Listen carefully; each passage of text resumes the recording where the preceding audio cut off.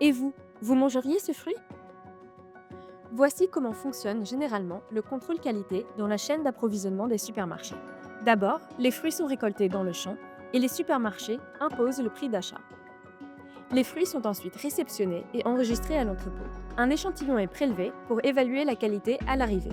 Puis, les fruits passent sur une ligne et sont séparés selon le calibre, c'est-à-dire la taille, et la catégorie de qualité. Donc extra, catégorie 1, catégorie 2, catégorie 3, tout ce qui est destiné à l'industrie, finalement les fruits pourris. Et voici le point essentiel. Ces catégories se basent principalement sur des critères externes comme la forme, les marques sur la peau ou l'uniformité visuelle. En interne, toutes les catégories doivent respecter des exigences minimales pour être légalement commercialisables. Mais le tri est conçu pour correspondre à ce que chaque client, donc chaque supermarché, a acheté, ce qui est souvent un aspect très précis. Mais l'approche de crowd farming est différente. Nos agronomes rendent visite à nos agriculteurs régulièrement tout au long de la saison pour suivre l'évolution de la récolte et s'assurer que les normes des certifications bio sont respectées. Quand les fruits sont prêts à être récoltés, l'agriculteur cueille uniquement ce que les consommateurs ont déjà acheté. Les autres restent sur l'arbre pour continuer leur procès de maturation naturellement. Ensuite, nous prenons un échantillon pour vérifier les fruits à l'arrivée. On retire uniquement ce qui risque d'évoluer mal et d'affecter l'expérience.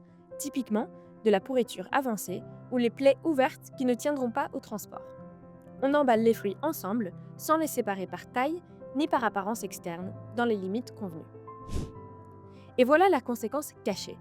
Dans les longues chaînes d'approvisionnement des supermarchés, une grande quantité de fruits, parfaitement comestibles, finit par être gaspillée.